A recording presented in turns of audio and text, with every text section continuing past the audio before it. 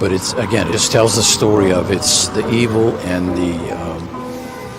the ugliness of people's hearts these days is everywhere.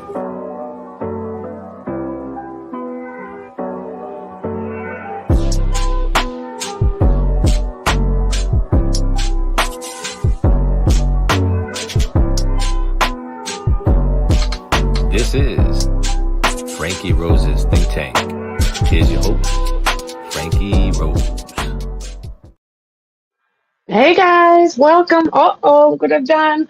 Welcome to the Think Tank. I look like 110. Let's get back there. So, we're going to take a look. Sheriff Grady Judd has put out. I'm having problems here right now, my friends. I'm going to come back over here where I'm supposed to be. And we're good to go. There we go.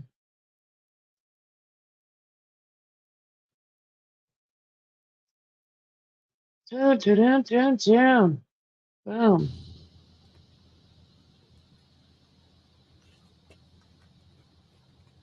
Thank you, ladies and gentlemen, for being with us today. I have with me our state attorney, Brian Haas, and we also have representatives from the Lakeland Police Department, two of our assistant chiefs, and also Major Colson from the Sheriff's Office, as we give you an initial briefing. Now, understand this is really a 30,000-foot briefing that we're going to provide this morning because we are still early into this scene. It was an active scene up until about 45 minutes or an hour ago. Here's what we know. Last night at about 7:30, we received a suspicious vehicle person call, and we received that call on North Soakham Loop Road, which is north of the city of Lakeland and in the unincorporated area. We had a deputy respond where we talked to the lady who said that she noticed this suspicious vehicle parked beside Soakham Loop Road, and there was a strange person in it who said, "God sent me here to speak with one of your daughters." So upon our arrival, which was only 6 minutes, the vehicle was not here. The suspect was not here. We spent the next 20 plus minutes scouring the area. Of course, it's Saturday night. It's a busy evening. And we did not find the vehicle at all. So now let me fast forward to about 9 hours later. It's about 9:30 in the morning, or I'm sorry, 9 hours later, it's about 4:30 in the morning.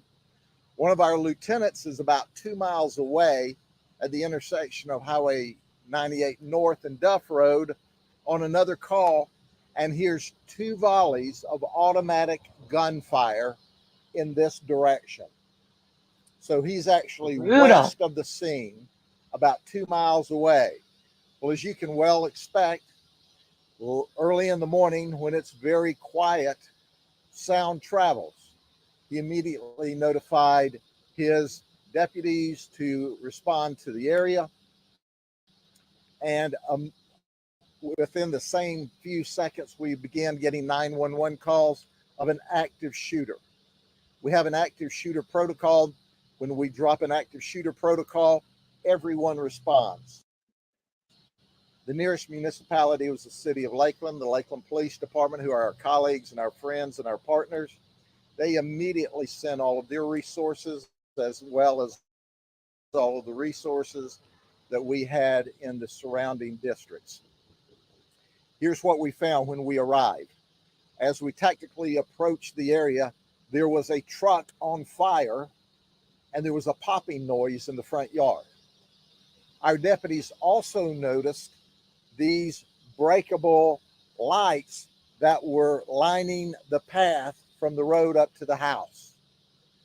And at that moment in time, as we approached, we saw an individual totally outfitted in body armor. Whoa. and looked as if he was ready to engage us all in an active shooter situation. But we Brutal. didn't see a firearm. Now, understand, we're way out in the country area, so it's not unusual to see people in camo. But he was garbed up, and it appeared that he had bulletproof vests on, and he immediately ran back into this house. We didn't know who he was. Right? We didn't see a gun. Yeah. At that moment in time, we heard another volley and a woman scream and a baby whimper. Our lieutenant tried to make entry into the front of the house, and it was barricaded. He ran around to the back of the house. They made entry and met the person, and a gunfight ensued. The suspect shot at our lieutenant. Our lieutenant returned fire and backed out of the house. Responding units then directed gunfire Crazy, to guys. get 3 deputies out of the way that were pinned down by gunfire back through the front of the residence. At that moment in time, everything went silent. Air support was up. Our helicopter saw a suspect coming out with his hands raised. Holy crap. And we took him into custody. He was shot 1 time. We handcuffed him. Lakeland police threw him into their car, racing from the scene here to the staging area for EMS and fire. He was then rushed to Lakeland Regional. At Lakeland Regional, while being treated, he jumped up and tried to grab the Lakeland police officer's gun, and they had to fight with him again in the emergency room. Once again, we got him tied down.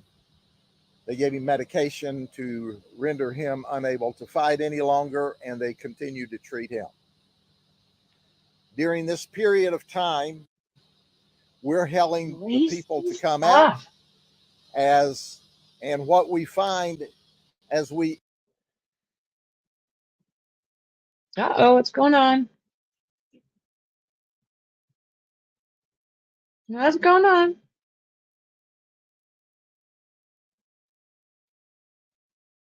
Okay.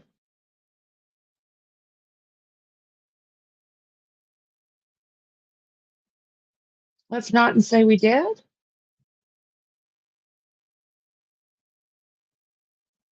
Well, that'll help. I don't know what's going on here, friends. Okay.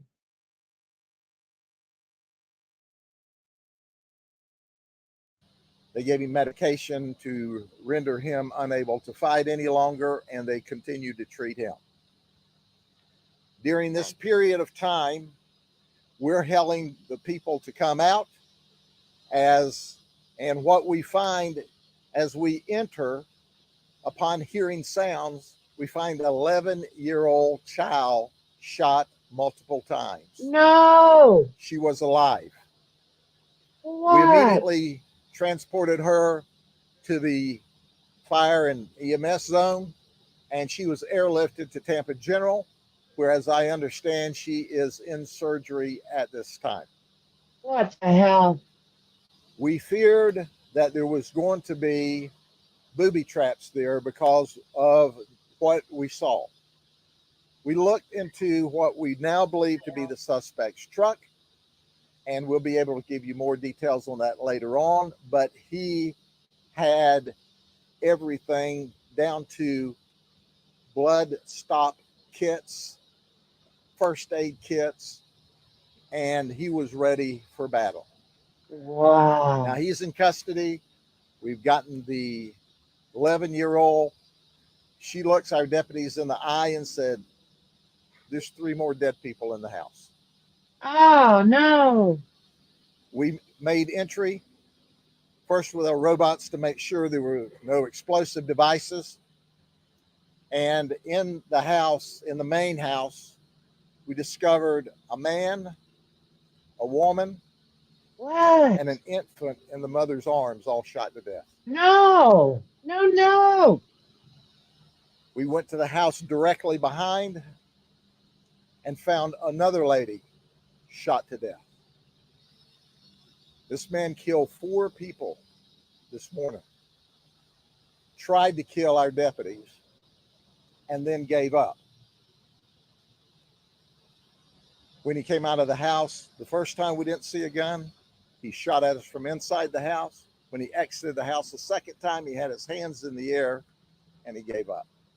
Oh my He God. made statements that whenever he came out to the officers that transported him to the ambulance, "You know why I did this?" That was his statement. He said there's 3 in the house. He was driving a vehicle with a Marine Corps Florida license plate, but he described himself as a survivalist. And then he said, "I'm taking meth." Now, for those of you maybe around the country that aren't familiar with it, we've got a few legislators, fortunately just a very few, that think drugs are a low-level, nonviolent crime. And I know there's people from around the country, especially the West Coast, that think drugs are low-level, nonviolent drugs, and they're really not harmful. Well, this guy admitted to us he was taking those drugs before he went on this active shooter rampage, killing what we know to be 4 people right now. We are still looking for a 5th child about 10 or 11 years of age. We don't see any evidence at this point in our early investigation that the child's here, and our hopes and prayers are that the child was spending the night with a friend or a relative someplace else. The information I give you is absolutely preliminary and it's subject to change as the investigation begins, but I can tell you there were at least dozens, if not hundreds, of rounds fired this morning between our suspect and our deputies who were directing fire back at him to try to stop him from shooting at us. It was a tough situation, and it entailed at least 2 shootouts in close order with a suspect. As I'm told, he will be treated and released from the hospital, and obviously he'll be booked into the jail. Our detectives and crime scene are working on the charges, as you can well expect what they are. Our thanks go out to our state attorney, Brian Haas, who's going to speak next, and certainly the Lakeland Police Department, our colleagues and friends, because this is what we do. We have a county-wide protocol. We have a county-wide protocol where when there's an active shooter, whether you're with the police department, the state, we have Florida Highway Patrol here, we all go to the scene. We train this and we executed it. But who in the world would ever expect to have an active shooter in a neighborhood at 4:30 on a Sunday morning? Brutal. And I'm just told that the other child has been located alive, well, and someplace else. So that's great news for all of us. Is the other child supposed to be at the house? I have no idea. Hey, Mr. Peanut. Haas? Making sure. Good to Morning, see everyone. you. This is a horrific incident. Our community and many families are hurting this morning. We are committed to working closely with law Yeah, enforcement, just not getting to long the ago bottom of here, this. I friend. know there are a lot of questions, more questions than answers at this point. But the bottom line is we're all going to work together. We're going to provide support to the families of these victims. And we want answers, certainly, but we're going to get justice for the victims and for our community. So we appreciate all of the questions and interest. There are a lot of things we just don't know at this point, but we'll be in this to the end. Thank you. What We this also guy did. Sam Taylor, who's Assistant Chief of Police in Lakeland. He and Assistant Chief Pacheco are here. I want to tell you before anybody starts asking questions why the Chief of Police is not here. He's home quarantining with COVID, okay? We didn't want him here. He was ready to get out of bed and show up. We said, no, we're good. These guys are the best and they got it. So, Chief, Thanks, Sheriff. Morning, Sam Taylor. Thank you guys for coming out. As the sheriff and Brian said, this is a very active situation. What we're telling you Well, now not from what may I change understand. in an hour or a couple hours. The basics you have, and we're confident in the information that the sheriff just gave you.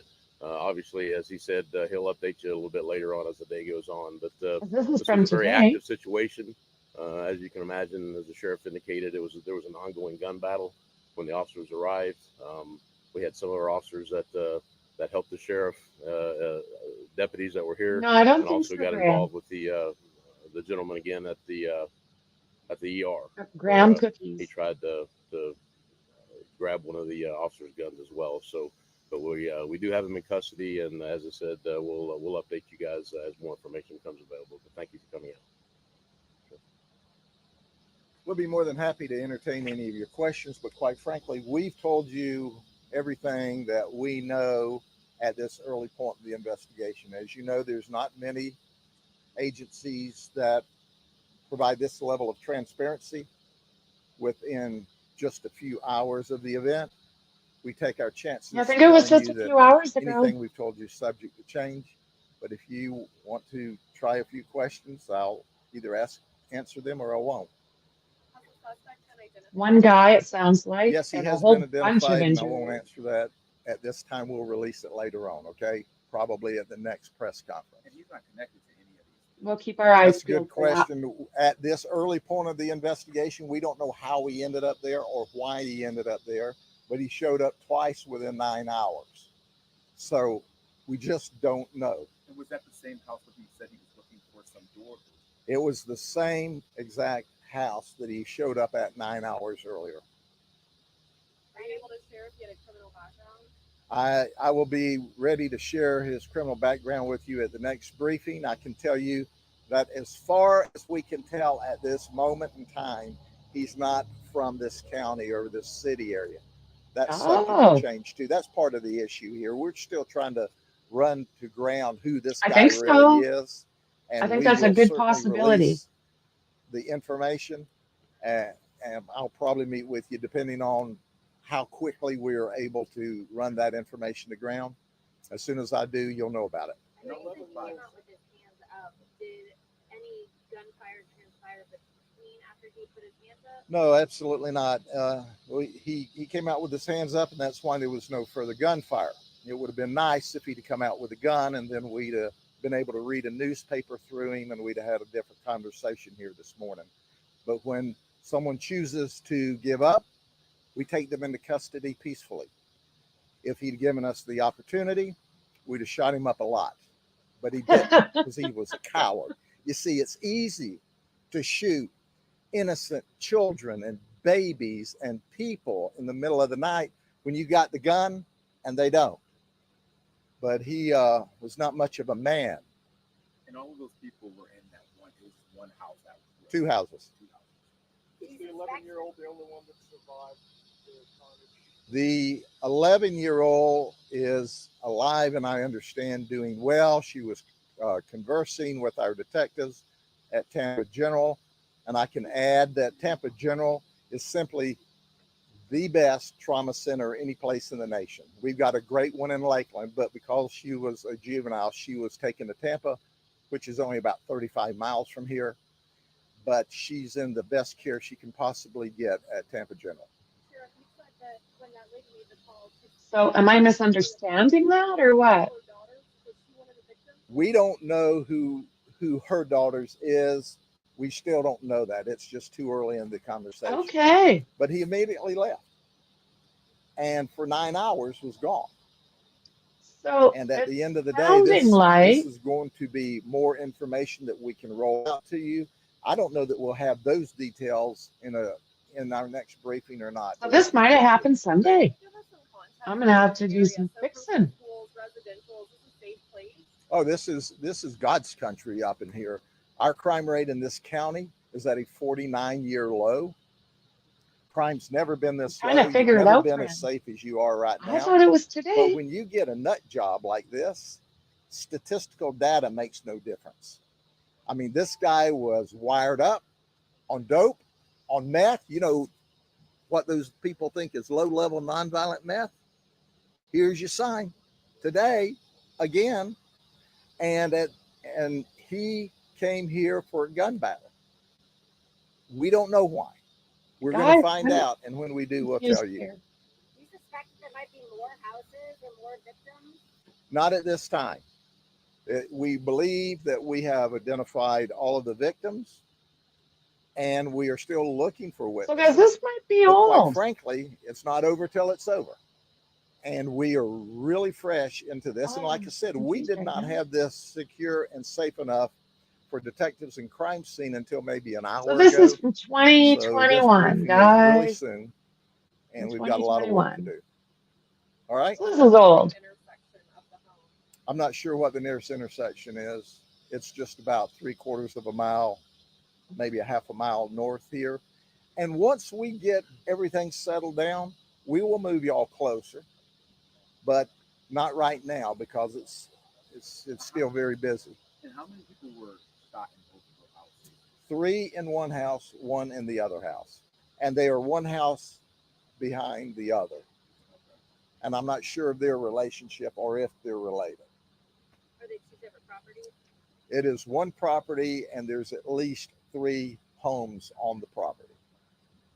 And just to be clear, what time did the activity start? I know you said it was About 4:34. I think 4:22 was when Lieutenant Tompkins first heard the volley. I apologize, guys, what but sounded here's you an update on fully that guy. I'll automatic finish gunfire. this.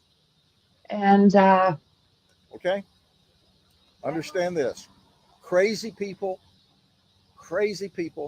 with guns are dangerous. yes, they are. Good people with guns. Okay, guys. So yeah, this was older. My apologize.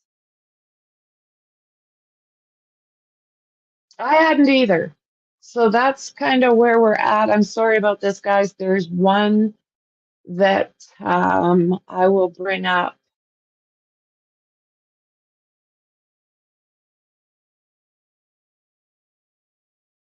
This is from earlier.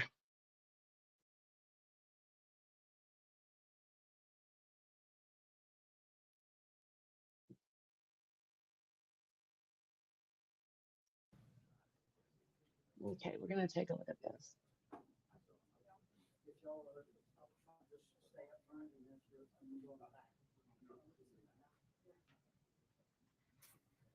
Three hours ago. How are you all doing today?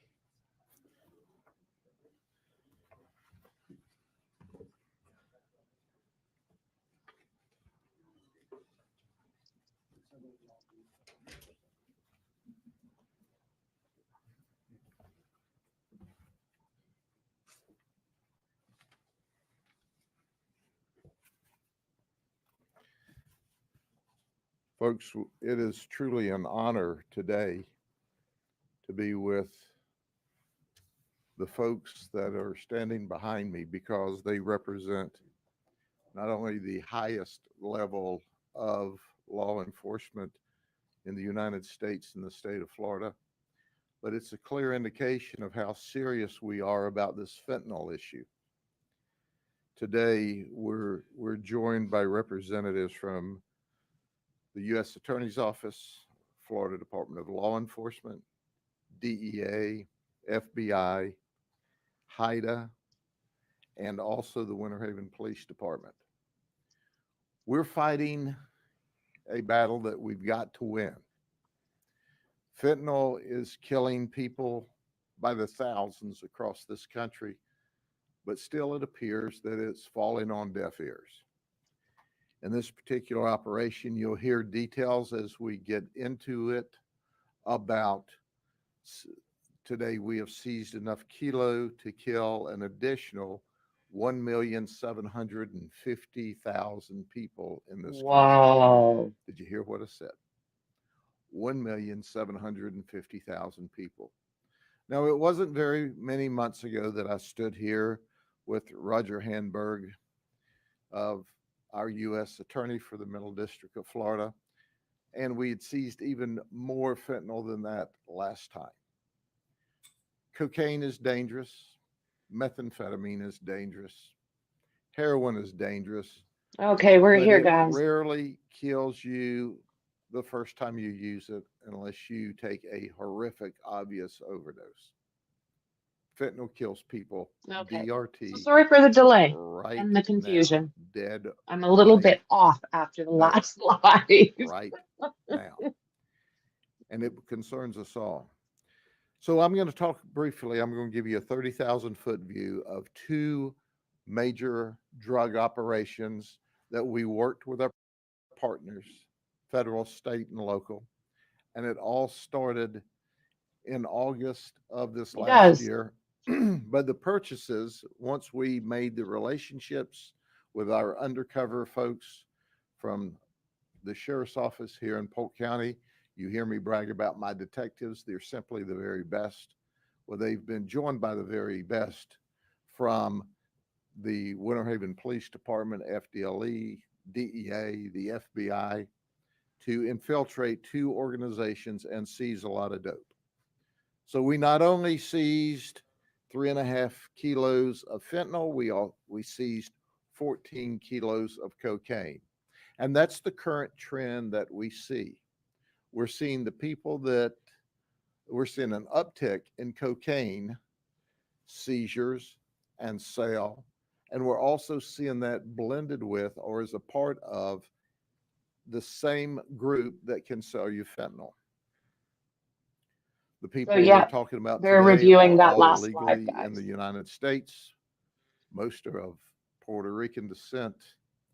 And you'll find that they are either from this country or have come to us from Puerto Rico. And as you know, the status there that they're legal in the United States as well, but they're here killing people.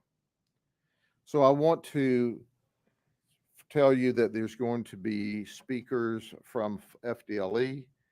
Lee Massey is going to talk about the SAFE program. Chief Brennan, Hey, David James. Brennan is going to talk from the Winter Haven Police Department, and of course our U.S. Attorney Roger Handberg.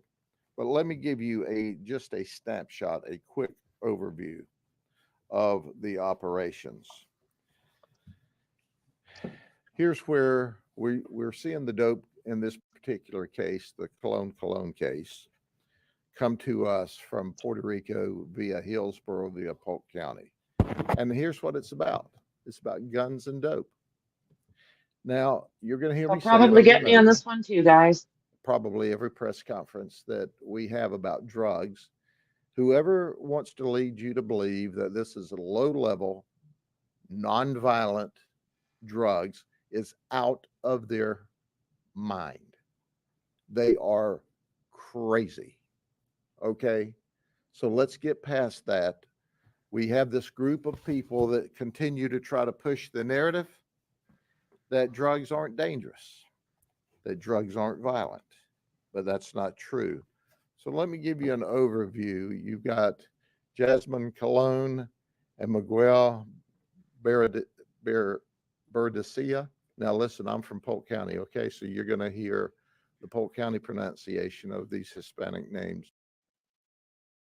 Omar Medina, Luis Salcido, Roosevelt Colon, and Julio Rodriguez. Now, Salcido is a big deal in this. This is where it all started with him, August of 23.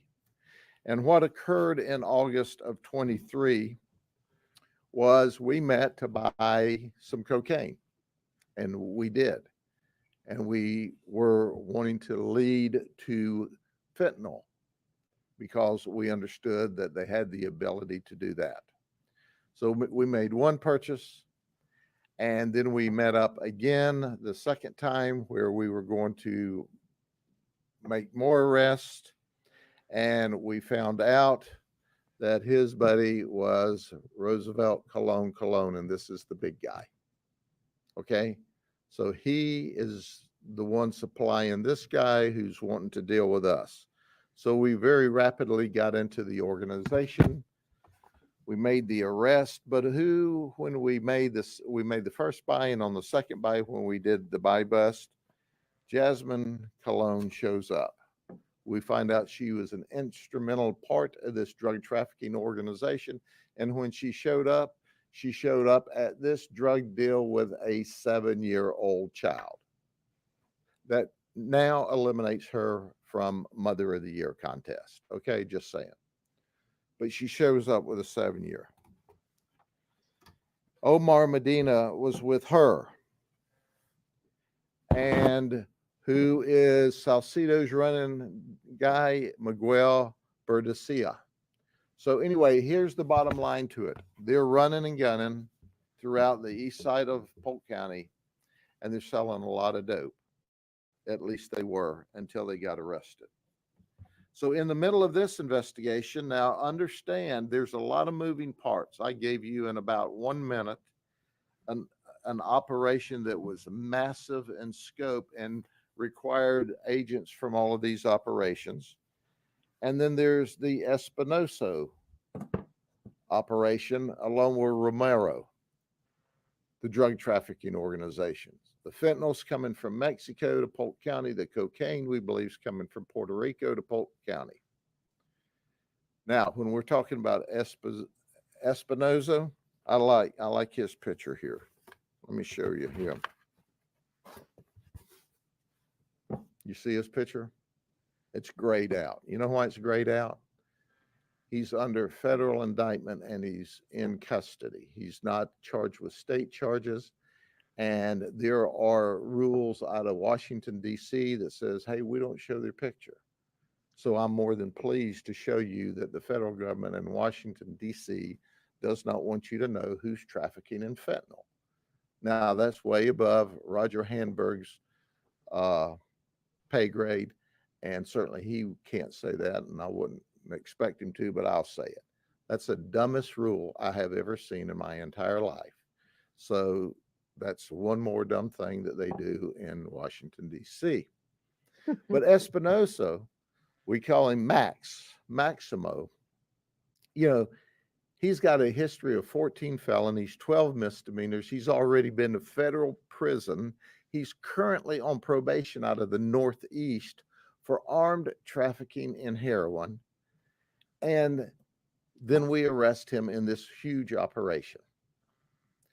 And immediately, and I cannot thank our U.S. Attorney Roger Handberg enough. He is the man, and his team, the FBI, the DEA, they all piled in together, and we got this guy in custody. He pays no attention to the rules. In fact, he said to the undercover folks in one of the operations, hey, this is the American way. Sell a lot of dope, make a lot of money. Well, here is the American way too. Sell a lot of dope, make money, go to federal prison. And so he is in federal lockup. That's why we're not using his picture today. But what's it all about? It's all about guns and drugs. Once again, we have found that the fact that they're convicted felons makes no difference. The fact that, but they are going to get involved. So in this operation, Pedro Bimba Romero, he's from West Palm Beach. He is the guy. He's one of the head of this with Espinosa. We purchased from him a kilo of cocaine in November, and he brought Espinosa around. From there, they purchased drugs on the 23rd of December, fentanyl. Well said, James. In case you forgot what Espinosa looks like, let me remind you once again, that's Espinosa, you see. This guy's charged with state charges, so you get to see his picture. From there, on January 2nd, they arrange a purchase of fentanyl. Unreal. And Espinosa arrives with 10 kilos of cocaine and 2 Again, how kilos of that's fentanyl. not a DT. Obviously, there's a takedown. When we take them down, we find out the person who brought up the fentanyl Mexi, I sent you another screenshot. Ruben Olivares and Pedro Mejia. So they're in a separate car. And in the takedown, and we're trying to get all of these guys, Omar Velez, he flees, striking one of the detectives. He didn't stop after he hit our detective. He left in his BMW. Well, we found him. He was from West Palm Beach. And now he's in lockup. They're all in lockup. Now, here's the message that we want to give. The message we want to give is this is just the beginning. We're all in this together. We're all working together with this. This is not only a DEA job. This is not only an FBI job or an FDLE job or Polk Sheriff job or a Winter Haven Police job. This is all of our jobs to keep and protect people. And the amount of this we're stuff doing. that's coming in. I feel bad about giving you like a 2-minute rendition of a very complex undercover investigation. It's as if it's not fair to these guys who work so hard on it. But that's what we have time for. And if we get any more complicated, people are going to fuzz out kind of like Espinozo's picture and not pay any attention. So with that, I want to next turn it over to a dear friend of mine, and I have been in this business my entire Poland life. de-trafficking I've worked organization. with the U.S. Oh, attorneys, and they've been good my entire life.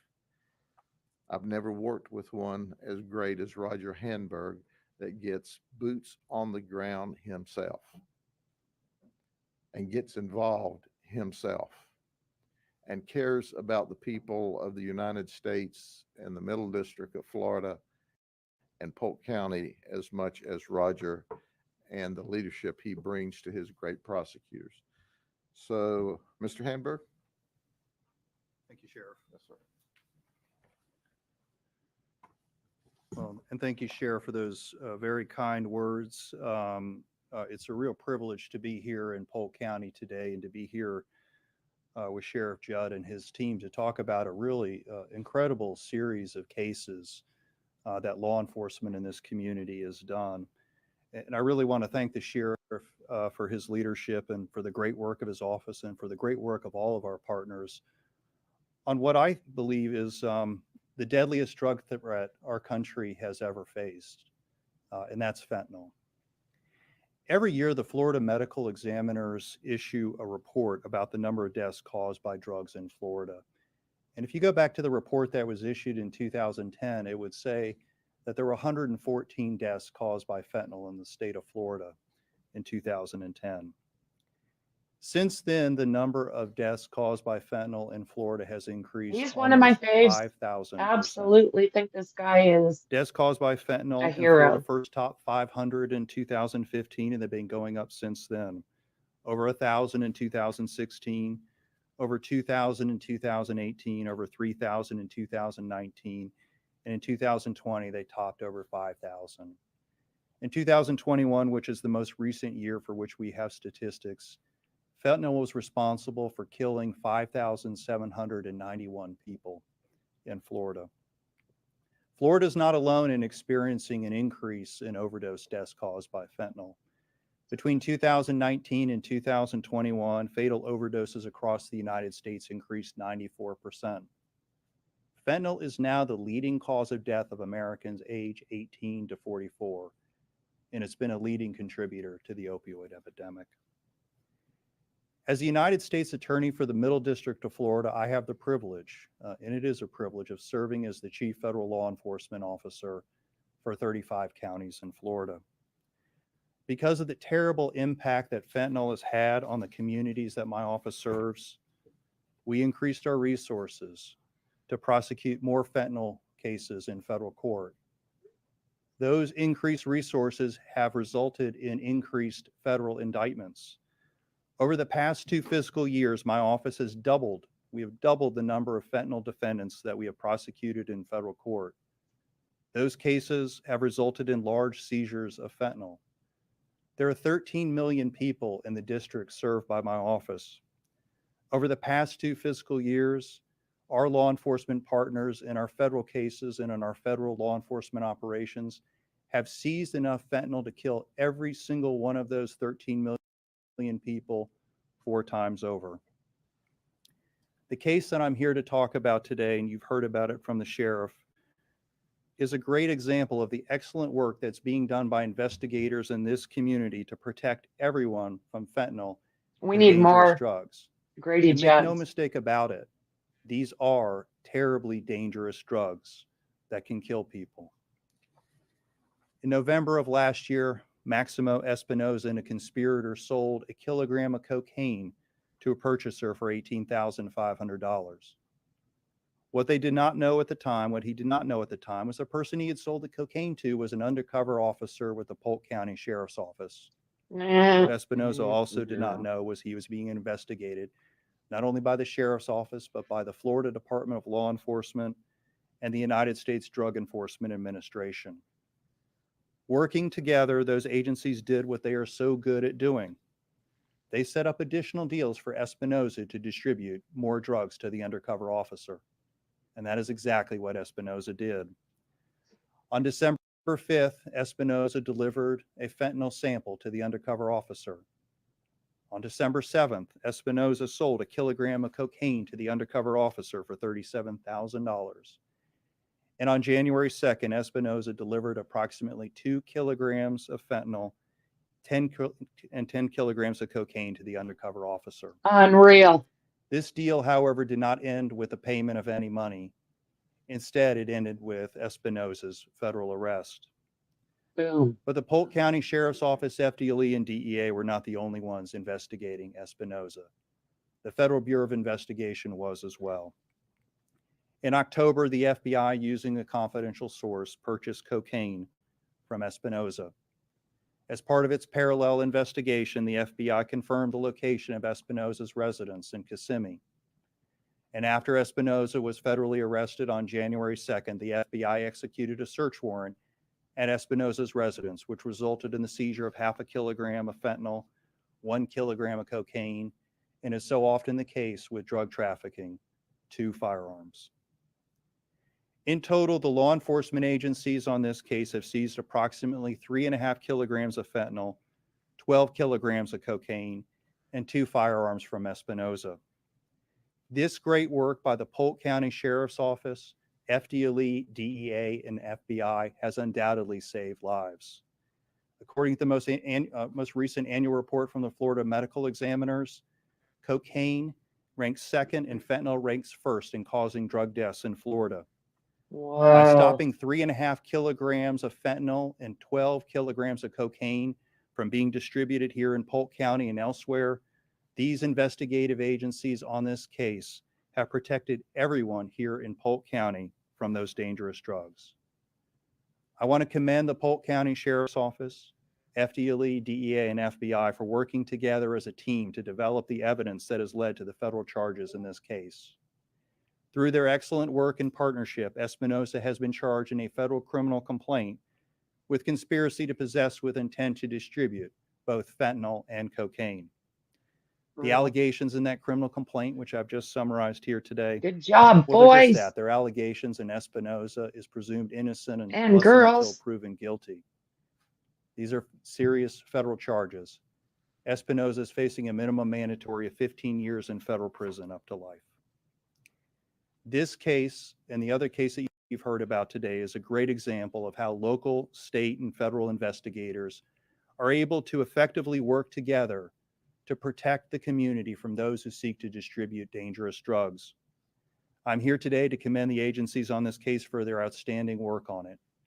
Through their partnership, they have protected Polk County by arresting a defendant who has distributed enough drugs to kill every single person in Polk County. Oh, yeah, yeah. And I want to commend State Attorney Brian Haas and his office Good for their job. partnership on this case. Our offices take a team approach to prosecution in Polk County. Our offices work together to find the appropriate court to prosecute drug trafficking cases so that we can assure that we're doing everything we can to protect the people here in Polk County from fentanyl and other dangerous drugs. The sheriff gave a message, I want to give one too. Let this be a message to anyone who illegally traffics in fentanyl and other dangerous drugs in Polk County. As you can see from the law enforcement agencies here today, local, state, and federal, you will be investigated. Mhm. And if you send deadly drugs into Polk County, our agents and investigators will use every lawful tool to hold you accountable for your crimes, no matter where you operate. And if you have violated federal law, the United States Attorney's Office will seek to prosecute you in federal court. All of us you see before you here today, we're united in our desire to keep this community safe. And I want to thank the sheriff again for having me Yes, today and for they his know. leadership on what I think is the most severe law enforcement challenge we have in dealing with fentanyl. And I want to thank his agency and all the agencies here again for their work. And I want to turn it over to Lee Massey with the Florida Department of Law Enforcement. Thanks, sir. Good morning, y'all. As Attorney Hamburg said, I'm Lee Massey with the Florida Department of Law Enforcement. I'm one of their assistant commissioners. And on behalf of Commissioner Glass, I want to echo the sentiments of the previous leadership and talk about the partnerships that was demonstrated on this investigation, as we've done with several others. It is actually humbling to stand alongside Sheriff Judd and AUSA Roger Hamburg in their dedication and commitment to public service for as many years as they have. I have known them in one form or another for quite a long time, and leadership like this is the only way that these types of investigations culminate. So you've heard a lot of alarming statistics. I want to transition a little bit into a significant role that FDLE plays in this. Prior to the press conference, we were having a conversation in the back rooms, and there was a perception that it just seemed like so many people really just didn't Thanks, care good or have a Andy. commitment to stopping this influx of this poison that's killing our people. One of the biggest hurdles local and state law enforcement faces is that these investigations are not cheap. They command significant numbers of human resources, and the quality of investigations that we've gotten with the law enforcement of the Polk County Sheriff's Office, the FDLE Tampa Bay Regional Operations Center, led by Special Agent Mark Brutnell and his team of agents that were involved in this, the Winter Haven Police Department, and our federal partners at DEA and FBI. That's a quality that you just don't find everywhere, and a willingness to work together is even more unique. But one of the big hurdles that we have always faced is the ability to have the revenue, the money to Wow, hey, carry these James, investigations that's to scary. fruition. We've been able to take low-level, maybe mid-level participants in these drug trafficking organizations, but we've never been able to go completely after the head of the snake. The sheriff did an eloquent job at defining who those individuals are.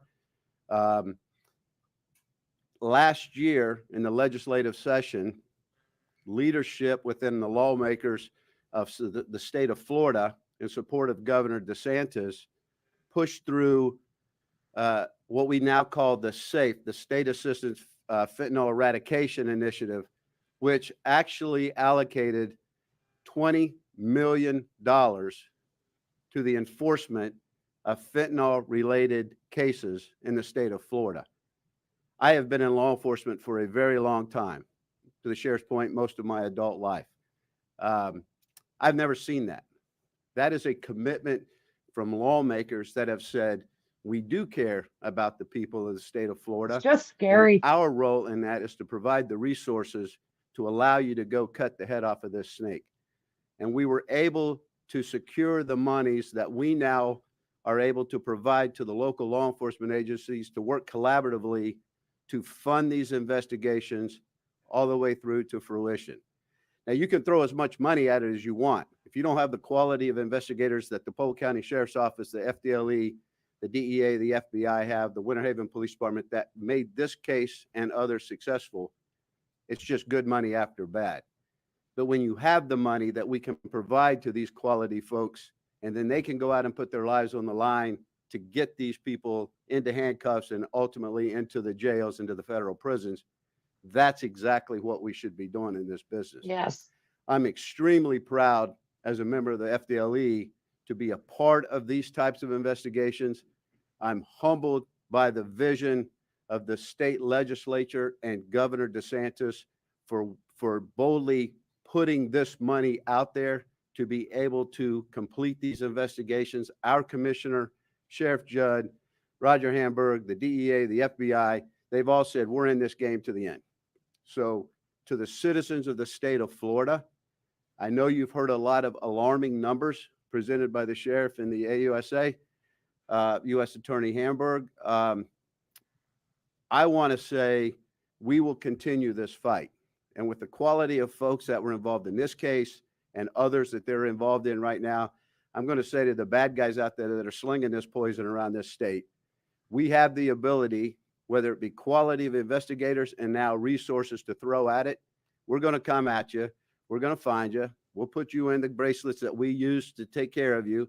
And then we're going to put you into the jails and have the prosecution behind us to do it. We referenced State Attorney Haas. He's been a critical piece of these in this area to support the prosecution of those that go to the state system. The AUSA is obviously on board, as you've heard from Mr. Hamburg, and we've got prosecutors across this state that are saying, you make the cases, you put them in jail, and we'll do the rest. So thank you to the state legislator. Thank you to Governor DeSantis. Thank you to Commissioner Glass, who could not be here today, for allowing us to utilize this money to provide it to the quality of investigators that do this job. And we will continue this fight because we owe it to the citizens of the state of Florida and the 70+ million visitors that come here annually to visit our great state. Wow, So on that's a behalf lot of of the tourism. FDLE, Commissioner Glass, Sheriff, Mr. Hamburg, other leadership from the agencies involved, Chief, thank you very much. We will continue this fight, and I appreciate their support. So thank you very much. Sheriff?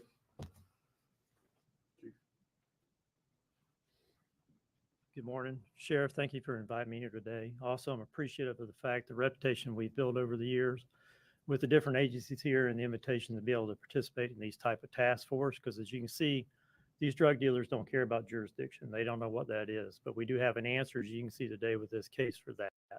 And as long as I'm here, we'll continue to participate in these things. As you've heard and seen over and over how dangerous this is. I mean, fentanyl is dangerous, but as we're seeing today, I think anyone up here standing could tell you it's not just fentanyl. It's now finding in cocaine, methamphetamine, pills, things that people may not know that they're actually getting fentanyl, but they are. And we're all having to deal with it. There's not a community that's not touching. And the only way that we're going to be able to continue to fight this is just as we've done in this case. So thank you.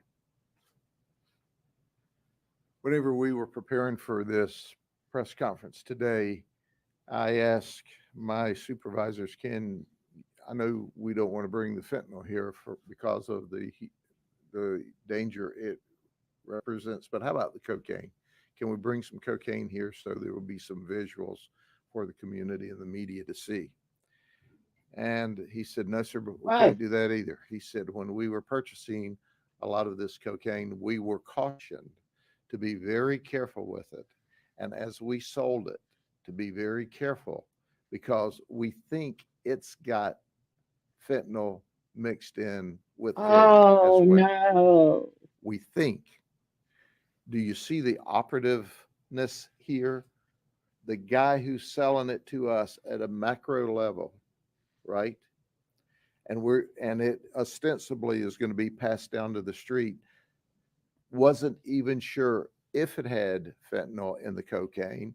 And if so, how much fentanyl in the cocaine? Whoa. The danger of this is just absolutely remarkable. Yeah. So when your child thinks they're experimenting with cocaine, or the person with a cocaine habit says, well, I always use this amount of cocaine, and then voila, it's not just that amount of cocaine anymore. It's that amount of cocaine with fentanyl in it. Wow, how And scary. that's why people It's die. in everything. When you look at the officials here today, from the highest level of law enforcement down to the local level of law enforcement, and I love the Winter Haven Police Department because no matter what the op is, they're always in. When you look at us, we care more about the people of the community than the people of the community care about themselves. But we're going to do everything we can to prevent them from dying as a result of these horrific drugs. And it starts, as the assistant commissioner said, by cutting off the head of the snake. We just had a press conference not long ago where, with the same team of people, we followed the fentanyl dealer to Compton. We knew that the Sinaloa fentanyl was coming up from Sinaloa, Mexico to Compton. From Compton, it was coming here because we followed them back to the stash house. The Los Angeles sheriff wouldn't even knock on the door in Sinaloa, where we thought the stash was of fentanyl. That's letting people die in California. Well, let's make it abundantly clear. We're not letting people die in Florida. That's what it sounds And we'll like. knock on your door. We'll knock on your door with search warrants. We'll knock on your door to save your life, whether you like it or not. Are there any questions of the gentleman here? Could be off base here, but I'm looking at this map. People coming from Mexico, Puerto Rico to Polk County, and I'm wondering why Polk County? Is it kind of a hub because we're centrally located? Is that something that they No, this is just the drug trafficking organization that we took down. I would submit to you that other sheriffs all across the state and nation would show the same lines from outside of the country to the dope coming into the country. So obviously they're not bringing their dope only to Polk County. Our detectives, who I brag on them, they are the very best. Our DEA partners, our FBI partners, our FDLE partners, we're all working undercover every day. And this is just the hard work of our team identifying the dopers, bringing it from these other countries here. But those kinds of lines to every other county in this nation could be drawn. I guess if other people are watching outside of Polk County, the drugs are going east, west, north, south. Every place. This just happens to be this one or these two drug trafficking operations. Anything else? Well, stand by, because we'll be here again. And those that are out there that think, well, I'm too good to get caught, I've got a place for you in jail. It won't be long. See you soon. So with that said, it looks like we might have court in session on the Teresa Black case. So I'm going to end this stream and I will pop over to the other side and we'll take a look at that. Okay, friends. Bye.